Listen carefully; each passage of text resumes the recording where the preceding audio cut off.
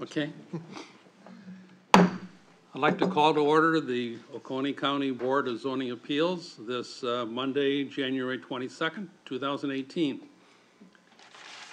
The first item on the agenda is to review the minutes from the last meeting. Are there any suggestions or comments or corrections of the minutes? If not, can I have a motion to approve the minutes? Make a motion to approve. A second? Second. All in favor, raise your right hand. Motion approved. We're not going to have election of board officers. It's been explained that we probably aren't going to get 7 full members on our board like forever, so we may as well go ahead and elect officers, so at least we know who's in what position, if that's okay with everybody. And Bill, do you want to start out the process? Yes, Mr. Chairman, thank you. The way we would begin this, since it's a new year and we're electing new officers, is I would just call upon you to, someone to place a name in nomination for the chairman position, and then we can go from there.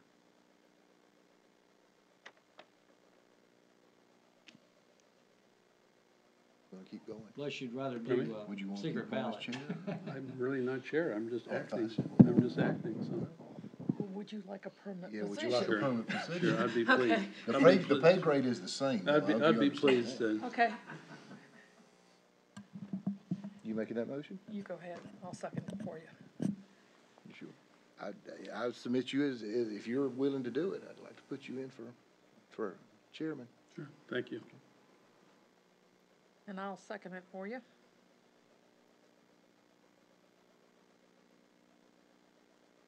Okay, then I'd call for the vote on that. Okay, all in favor, raise your right hand. Motion approved. Wonderful. Thank you. I appreciate your vote of confidence. I will do my best to That's work back to with you, Mr. everyone. Chairman, Yeah. to handle the vice chair position. Right. So we now have 2 more positions that we would like to elect. One of them is the vice chair, and one of them is the secretary. So the first question is, do we have a nomination for the vice chair position? I think Charlie needs that job. He doesn't have enough to do. Come on, Mr. McKee, second it quick. I'll second it. Okay, motion is made and seconded that Charlie be named vice chairman. All in favor, raise your right hand. Congratulations. I'll feel sick. Okay, now, then we also have the position. Now of- we double your salary. All right, double naught. No, we actually don't, but that's. We also formally have to vote on the secretary position, that staff is normally the secretary, but I guess we have It's just a to, formality. unless somebody else wants to volunteer. Do we have a nomination for secretary? So if we don't, then staff will continue on. Well, Well, you can nominate me, actually. Good. Good, Because you that's just got what it. normally you would do. The train is leaving the station. I hear a nomination and a second. I'll Anyone want to second the nomination? second it. Okay. All in favor, raise your right hand. Congratulations. I'm You're thrilled. secretary again for another year. Okay, the next item on the agenda is public comment for non-agenda items. Has anybody signed up for non-agenda? Okay, I guess not.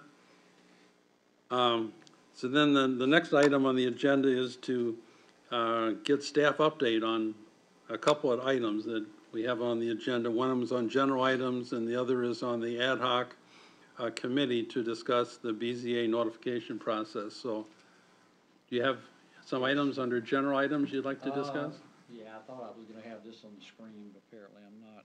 I'll just give you a little quick rundown. We were looking at the summary of permitting and permits that have come out of the division, out of our division since the beginning of December, since you guys last met, I think, late November. And it appears that we've had like somewhere in the range of, backwards here, 47 mobile home permits, had 42 new home construction permits in that period, family housing. Total residential permits would be 90, that would include everything, electrical, roofing, et cetera. And then, one or two sign permits, so I think we had about 12 commercial permits, 12 is correct. That's it. The other issues that are on the table, as you may have heard and may have seen, Planning Commission is working on that update of the comprehensive plan, and it's close. And there's maybe one element left that has to be tweaked, and then we can get past that part, and Planning Commission and Council can approve that updated comprehensive plan. Of course, that doesn't get us out of the woods, because within no time, we're gonna be working on the full-blown, complete review of the comprehensive plan for 2020. So that'll be coming down the line very quickly. Adam Chapman and staff have been working on, also on some traffic numbers there was some requests for that to be included in some presentations to council, and probably in the comprehensive plan that gives us a good summary of the traffic accidents, fatalities, location of prime locations of traffic incidents and accidents in the county, and for the past year or two, and we actually have prepared a map that will show where every single accident has happened, point by point. That's going to be, and at some point you certainly will be welcome to see that, but it has been done, and so that's some pretty good information to have, and gives us a good indication of where the big problem areas are. I think most of you will not be surprised by those locations, but it's good. It's a good piece of information and material that we can use in trying to develop strategies for growth and how we deal with these corridor issues. So that's coming along very, very soon. That's it, sir. Okay, thank you. I guess the next update you had was you wanted to discuss the ad hoc committee? Yeah, just briefly, a couple of you are on that committee, and we are now looking at either the 14th or the 15th of February as a meeting date. Tomorrow we'll nail that down and send it out to you, those of you who are involved to nail that date down. We just had to make some adjustments because some key people couldn't be at the original date we had come up with.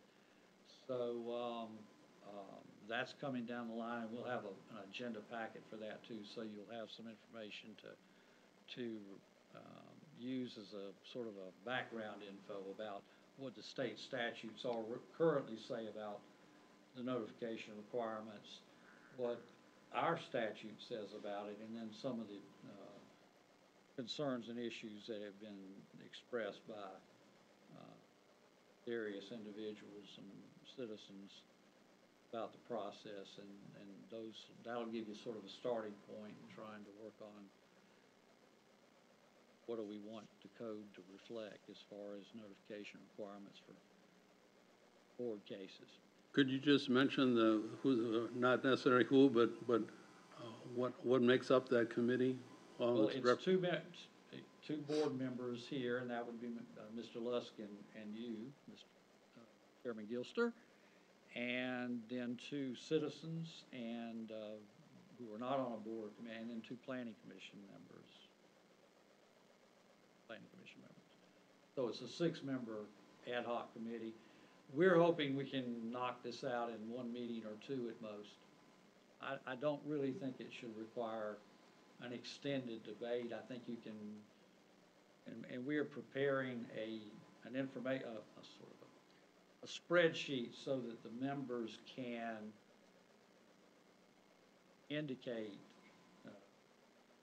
sort of their positions on some of those issues that we're gonna be discussing, and you can sort of check mark or not check certain issues, and I think that'll help us kind of see where everybody is coming from, and hopefully can get it done at least with no more than 2 meetings. Because we had some discussion amongst ourselves as to whether we just stay with the notification process the state has. Do we want to go above and beyond? What are the options? And so it was presented to council, and council said, well, why don't we form a committee to discuss it and come up with some recommendations? So Right. I think that's kind of where that That was. was the idea, and of course, that will then what, the report that comes out of that would obviously come back through. It'll actually have to come back through planning commission as well, because it'll be part of the code. And so planning commission and council will have to sign off on it, essentially. Okay, thank you very much. Is there anything else that you wanted to bring up under staff I updates? believe that's it. Okay. So the next item on the agenda is to hear the special exception.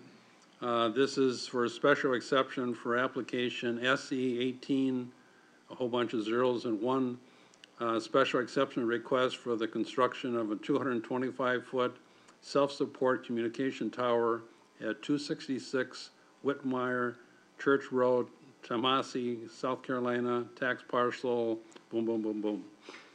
So the first item to review that or discuss that would be the statement of matter for the board. I guess that's what I just did. So the next thing would be to let the applicant present their case as to why they want the special exception. And we ask that you try to limit that to 5 minutes. So please come up to the platform and give your name and tell us about what you'd like to do. Gladly. Good evening. My name is Jim LePan. I'm a zoning specialist with Falk & Foster. I do recognize some of you from previous applications, and I will talk fast.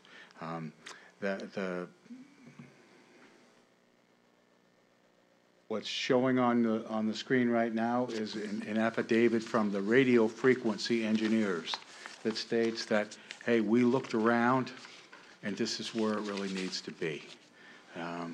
And we can't, there's no other spot we can put this at this height that'll work. One of the important issues in every application is, do we need this tower? And I do believe that we submitted some radio frequency maps. I don't know if you can pull those up, the colored maps, please. And well, there they go. And as you can see, those are the existing towers. You could see how close up they're dark green, which means excellent service inside a building or outside a building. The lighter green is good service. As you get into the yellow, not so good. Sometimes you can get coverage in a car or not. And the red is the weakest, and the white is non-existent. And I ask you to take a look. It shows up in between the two in the middle, the Walhalla and Flat Shoals Bridge. Right above that, there's writing on that map that says Ducky. That's the site name that Verizon gave this one. And as you can see where it is right now, mostly white around there, mostly white, no coverage, and a little bit of red. And doesn't mean that somebody can't get a signal there. Under some circumstances, sometimes the neighbor will come up and say, I got a signal up there. Well, this is what it, in general, this is what it looks like. And if you could go to the next slide, this is the after. Now you can see that area above there, it has a dark green right around the Ducky. And most importantly, I think, is that the area stretching out to the east and west, and especially to the north. There's some of the green, there's a lot of the yellow, and a little bit of the red. Could you go back to the before, please? If you look just above where this is, you can see just above that, all white, no coverage whatsoever. Somebody has an emergency or a car accident or gets hurt while hunting or something like that, they can't pull out their cell phone and make a call. But but here, with the after, if you could change to that, there's a big area there that's now going to be a lot safer for first responders and people that live in the area. And we do need it to cover that area. Real quickly, the law here in this county requires that we look at some primary spots before we look at any other spots. We have issued an affidavit that says, hey, we can't do it on any of those spots. What's showing here is what's called an engineering certification letter, which states that this is going to be safe for any wind. It's going to be built under all of the local codes and the state codes. It's going to be a very safe building, and it's certified by these engineers who are licensed in the state of South Carolina. It is going to have illumination because it's going to be over 200 feet. It's going to be a regular galvanized steel. That's going to be the color of it. It's got the basic signs around the bottom. That's on the fence. There's a fence with barbed wire to make it safe, that nobody's going to go and start climbing up on this thing. It'll be very hard to get in there unless you can go through this barbed wire and over the fence. So we're trying to have it very secure. We also, the next item in the ordinance is this has to be screened, and we have, in our plans, we have suggested a landscaping plan that would plant trees all around it. It is enclosed by forest, but many times the community will say, well, that doesn't mean that the owner of the land can't cut that or lumber it or whatever, and it would expose the bottom of the tower. So we have put those evergreens in around the bottom of the tower. So anyone's looking at that, they're not going to see the fence or the bottom of the tower where the mechanical things are. They are going to be able to see the top of the tower, of course. We have submitted the FCC licenses. It is designed for multiple use. It's designed to have Verizon and 3 other located on there. The minimum setbacks are the height of the tower plus 50 feet. It's a 225 tower with 50 feet, makes 275. And to the roadway, it's 300 feet. To the nearest neighbor, who is to the east, it's 320 feet or something like that. So if that tower were to fall down like a tree, which they don't really do, but if it did, anyone that's on their own property will not be hurt by it, even if it did fall down.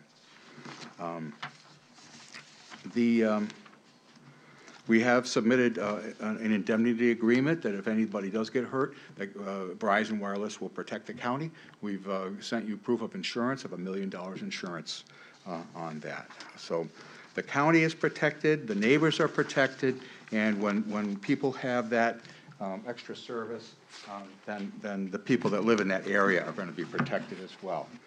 I want to just briefly, with the remainder of my time, go through the items that you're going to need to have a finding on for the special exceptions.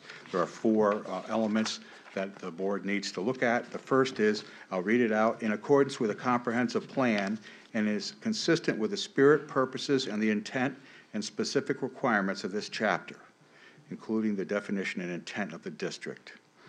The ordinance does allow a tower in this zone with a special exception, so therefore, by complying with all the elements of the code, we have complied with a comprehensive plan. We are consistent with the spirit of it. Number 2, in the best interest of the county, the convenience of the community, and public welfare. Again, I would state that the FCC has stated that over 70% of 911 calls come from cell phones. And so that's the way of life is. We used to go and run into the house, go to a neighbor, and they'd call on their landline. Not anymore. We have a cell phone with us, we call. That's the way it works. That's why it's a lot safer, in the best interest of the county and the public welfare. Number 3, suitable for the property in question and designed, constructed, operated, and maintained so as to be in harmony and appropriate in appearance with the intended character of the general vicinity. Basically, a cell tower is going to look like a tower. It just is. It's not a tree. It's a tower. It's always going to look like a tower. But we have done our best to minimize the aesthetics impact of that around the base. We have put it 300 feet back. It goes down 20 feet in terrain and topography from the road down to where the tower is going to sit. And I don't believe anyone on the roadway is going to be able to see it. I know that there are some neighbors here that have the property just to the west. Would that be right? Just to the west. And they are here, and then also, the property owner is Diana Hiller, and her dad, Howard Hiller, is here and can answer any questions if anyone has any this evening. Number 4, suitable in terms of effects on highway traffic, parking, and safety with adequate access arrangements to protect streets from undue congestion and hazards. This is an unmanned cell tower. There's going to be a little bit of traffic at the time of the construction that's not normally seen there, big trucks, and we're going to make the road that goes down in there and that sort of thing. But after that, they're going to check on it from time to time and maintain the equipment. There's not going to be any very minimal burden of highway traffic. The parking would be right at this site, and I don't believe that there would be any congestion or hazards possible there with an occasional truck or car going in there. Is there an existing driveway there that you're gonna use, or are you gonna put a new one in? It's a new one that's gonna be put in there.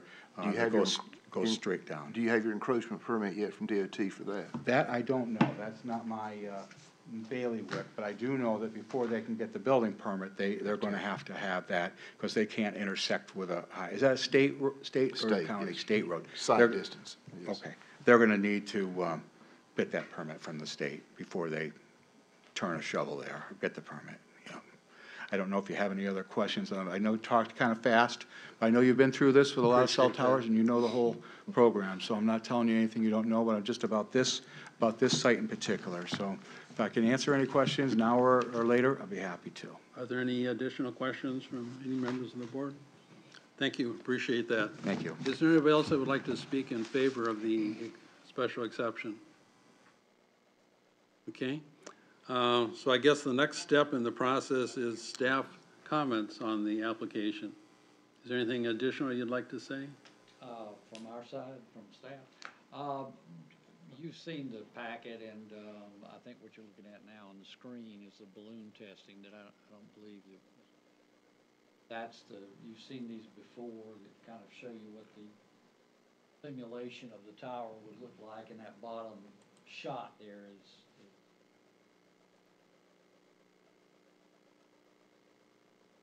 light, and as tower must sit back. It has to have that fall zone distance from, not just from the property lines and from habitable structures, but from the road right of way. That, as you know, is a fairly wooded area, foothills, and you've got a pretty significant terrain in that area. Some single-family residential and mobile home development in the area, putting across, directly across Woodmire Church Road. As you already know, the special exception criteria that were discussed, section 38-7.2 is something that you need to consider as part of the review process, and as you've been through this before, you can either address each individual criterion individually, one vote at a time, or you can do it in one vote. Often it's best to take it one item at a time so that you can address your specific rationale for each decision, each vote. And of course, you've got the section 32-131 through 142 items that the applicant has mentioned that cover requirements that have to be met. Whether, your approval is one thing, but in addition to that, those criteria that are listed in that 32-131 section are cannot be avoided, so that when the applicant comes in for a building permit process, through our office, all of those items have to be checked off. So that aspect of it is pretty well covered. If we find that there's something problematic in any of those items, that would have to be addressed before they could proceed, no matter what even if your decision is to approve. So that building permit process certainly covers a lot of ground when it comes to the technical aspects of these kinds of. In addition, I think I'm not sure if you got the right copy or not, but 300 feet was mentioned, I think, is the distance off of the right-of-way, and that's correct. And the tower site could go to, I think, 229. Is that about what it could go, up to 229 perhaps? With the light And rod with the, yeah, on top. So I think, and I think 250 is the max under the agricultural district area. This is not really an agricultural zoning district, but we've interpreted it based on history as being that kind of area, and also because of the fact that there's no structure on this property, there's no residence on it. It's 48 acres. It's undeveloped, and based on an agricultural view of the site, the code allows you to go to 250 feet. So this would fall under that, and the CFD is, as you know, is a zoning district. So that whole area is zone control free. So that issue is really not in play, other than the things that you're dealing with, which are the special exception requirements. And as you know, cell tower, communications tower above 75 feet requires special exception review, no matter what district it's in, no matter where in the county it's located. So, if you have any other questions, I'd be glad to address them. Okay, thank you. So I guess we'll have to decide whether we want to vote them each one at a time or together. Is there a motion to vote them all together? I'm sorry, did you have, Mr. Chairman, did you have anyone who wanted to speak in opposition to the? I asked, and there Okay. wasn't any, unless somebody now wants to speak. I just want to make sure it was in the record. Did I not cover that? You said 4. Oh, and I never went to the opposition. Oh, I'm sorry. My apologies. Is there anybody who would like to speak that would be opposed to the special exception?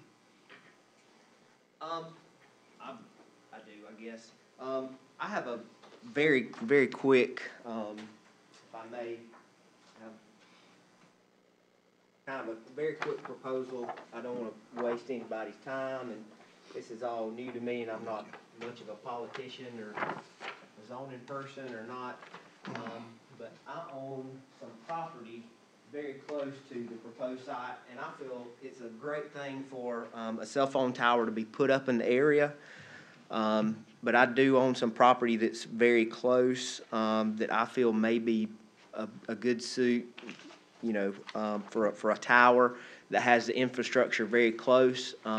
Adjoining my property, there's the Oconee County Emergency Communications Tower, which they already have fiber optic cabling up there, the correct power source for towers up there, and all the infrastructure is already there within very close distance of my property.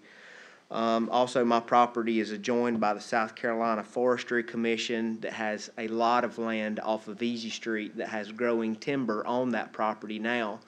And according to the Verizon map, I'm still within their range if they're trying to go north of where their existing towers are located. I'm about 1.6 miles from the proposed site to the Alexander site, which I'm proposing. So I guess I'm just kind of throwing in a monkey wrench possibly of another possible site if that is a consideration. If not, I appreciate the time.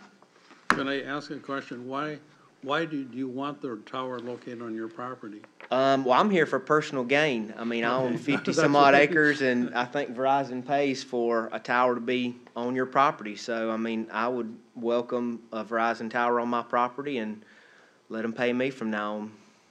Okay, I appreciate your honesty. Yes, sir. I mean, Mr. Alexander, could we get your name and address for the record, please? My name is Kevin Alexander, and my address is 550 North Robin Drive, Tomasi, South Carolina. Okay, thank you. Thank you again. Oh, was there any additional questions of him? I was just curious as to what the elevation on his was. What, I don't know what the elevation is. I apologize. I don't have equipment and things of the Okay. elevation, but I know that my property where I kind of have an X marks the spot is in elevation is very close, you know, with the tower that's And- there. And can you see two other towers from yours? You can. As a matter of fact, I personally have, there's a tower on Long Mountain that's owned by One Tone Telecom that broadcasts high-speed internet. And I have one of those widget boxes in my pasture that collects that, so I have high-speed internet. So I can see those two towers from my location, and if you went up, 239 feet, I promise you could wave at somebody there. okay, thank you. Thank you. Are you speaking in opposition? Just getting more information into this. Okay. He's rebuttal. Is this a rebuttal or a? The only Only in reason I'm regard to asking- his proposal to look at another site, I do want one factor. Excuse me, I was still talking. Could I get your name and do we need our address too? If you could just give that as prior to your comments. Okay, my name is Sandra Coombe. I reside at 609 Rose Walk in Tomasi. And my property would be on Rose Walk, but directly across from the tower that's being proposed by Verizon in its current location. Okay, About a month or two ago, I went to One Tone and asked them to do an evaluation because I was considering going with One Tone. When they did their site analysis, they claimed that my elevation was too low to be able to work with One Tone. Now, he's mentioning he's got a One Tone tower near him. I've already been confirmed by One Tone that putting a tower in that area would do me no good. So I guess I am in opposition to you putting on your site. Not that I don't want to see you get the money. It's going to affect a lot of people. We have a lot of, the elevation drops from Whitmire Church down towards Highway 11. So that would be my opposition to having the tower relocated to your property. So this is a Verizon tower though, right? This is a Verizon tower, but you want to have it put on your property. One Tone has already verified our elevations are too low. okay, if we could avoid a conversation back and forth, but is there anything else that you would like? So essentially what you're saying is that you want to keep the application, the special exception the way it is, that the proposal for the opposition would mean that you wouldn't have the coverage that you want. Exactly. Okay. I would not have the coverage if we went to the second proposal. Apparently, from what I understand and the analysis that I was aware of, Verizon's tower would serve our purposes. Okay, You know, there's approximately 7 residences on Rose Walk, and then we spread out from there to Lewin, Mountain View. We all have poor service right now. okay. Any other questions? Okay, thank you. Would you like to, sir, would you like to have a rebuttal to the request for having the tower put in a different location?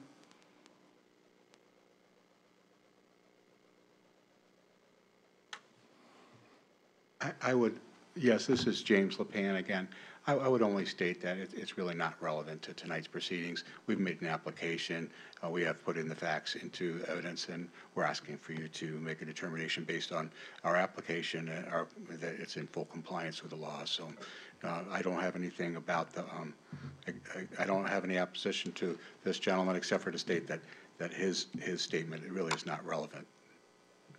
That's my objection. Okay, what was his property, one of the properties that you evaluated for a potential application? I don't know, but we typically, a mile is a long way for radio frequency. Over a mile is a long way. And I don't think that the search ring included that, or he would have been contacted already. So when the radio frequency engineers establish the area that they want it to be, then all those people in that, everybody in that ring is contacted. So if he wasn't contacted, he didn't mention it, so I don't believe it's in that. Thank you. Thank you. Okay, so now that I've given the opposition a chance to talk, and I apologize for messing that up. So I guess the next point now is we need to decide how we want to vote. If we want to vote on all 4 criteria together, if we want to vote on each one separately. And let me just start that by asking, is there a motion to vote on all 4 together? Is there a motion to vote on them individually? Is there a motion not to vote at all? Mr. Chairman, I'll make a motion to vote on all 4 at once. Honestly, I think, we've come across this, I think, about every meeting we've had. I think I've been on the board for, 5 years or 6 years, and it seems like we've gone through this every time, and it's pretty standard. I think that the main point being, is what's already been said. We have to grant this exception as long as it meets the certain criteria of all 4 of these items. Right. But the big thing is, to me, the safety block is, again, the building permit. The reason I ask about the encroachment permit for the driveway, because even if we do go ahead and, like we said, we vote for it, if DOT comes out and says you can't put a driveway there for a sight distance problem or whatever, then that kills the whole thing anyway. So we have that safety, but, so I will make the motion, we vote on all 4 at once. Is there a second? I'll second that. Okay, all in favor, raise your right hand. Okay, so the motion has been made and carried that we're gonna vote on all 4 at the same time. So I guess what I need to do then is to read all 4 in the positive, and then we can make a motion to deal with that. So, special exception for section 32-5, that if we grant this exception, that it is in accordance with the comprehensive plan and consistent with the spirit, purposes, and the intent and specific requirements of this chapter to include the definition and intent of the district in which the special exception is requested. That it is in the best interests of the county, the convenience of the community, and public welfare. And that it is suitable for the property in question and designed, constructed, operated, and maintained so as to be in harmony with and appropriate in appearance to the existing and intended character of the general vicinity. And that it is suitable in terms of effect on highway traffic, parking, safety, with adequate access arrangements to protect streets from undue congestion and hazards. So based on the evidence presented to the board, do I hear a motion that the proposed special exception be approved?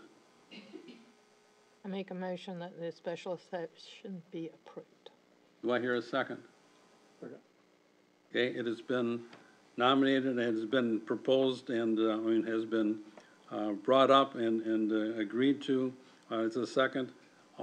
Any discussion? I will think this will be a benefit, certainly a benefit for a lot of reasons in that area. We used to have a lot up on Whitewater Lake, and it is very spotty reception up there. So I think this will certainly be beneficial, as already Mr. LaPon's already mentioned, from a safety aspect as well as a convenience aspect. Okay. All right, all in favor, raise your right hand. Okay, the special exception has been approved. And you want to take something at this, do I need to sign something at this point, or? Yes, now, let me be sure we've got the right number here.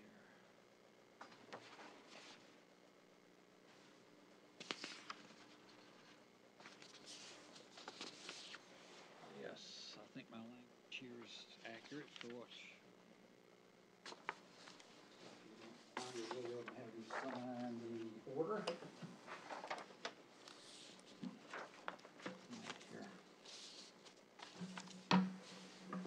Amazing how I got it right this time. And the 22nd. Yes, sir. Okay, thank you. Thank you. Okay, so now we're to the point for bringing up any old business that might be before the board. Does anybody have any old business they want to bring up, or Bill, do you have anything that you want to bring up? I'll just mention that it's possible we will have one or more cases in February, but that's verified yet, so I'm not going to assume it, but there's a chance of at least one or two. Okay, And as soon as I know, you'll know. okay. Good, thank you. All right, any new business that wanted to come before the board? Do I hear a motion to adjourn? Second? Second. All in favor, say aye. Aye. Short and sweet.